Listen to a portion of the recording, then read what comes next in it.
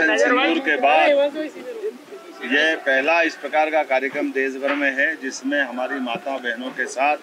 वो महारानी अहिल्याबाई का गौरवशाली अतीत का वो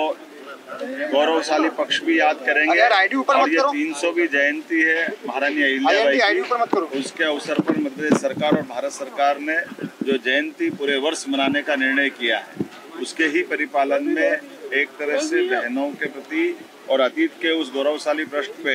जब महारानी अहिल्याबाई ने सुशासन के उत्कृष्ट मापदंड स्थापित किए,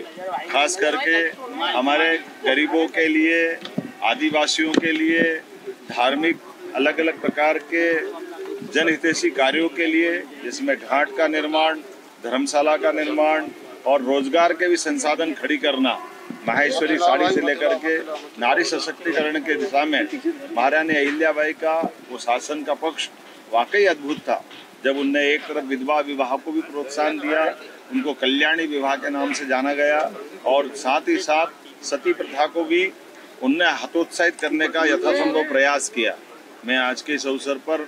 हमने जब ये कल यशस्वी प्रधानमंत्री के साथ कार्यक्रम करने का निर्णय किया, मैं मध्य प्रदेश की जनता को भी बधाई देना चाहूँगा। जब प्रदेश भर के अंदर ये हमारी बहनों के आधार पर ये इतना बड़ा कार्यक्रम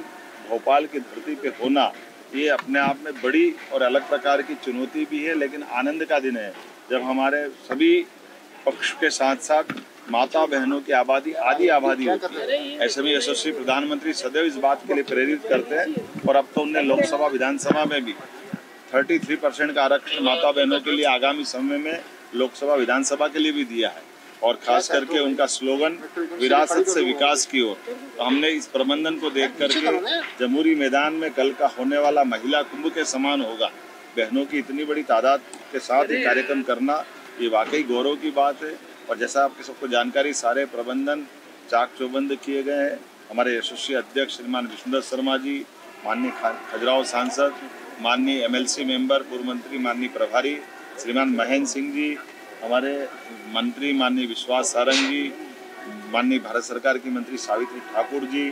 मंत्री माननीय श्रीमती कृष्णा गौड़ जी, और सारे के सारे माननीय विधायकगण, और हम सब ने भी निरीक्षण भी किया है, व्यवस्था का बंटवारा भी किया कार्यकर्ताओं के आधार पर, और जिस प्रकार की रचना बनी, वाकई ये मैं कह सकता हूँ कि अभी तक के आयोजनों में इस आयोजनों की भी तुलना सबसे अच्छे आयोजनों में से होगी। मेरी अपनी ओर से बधाई।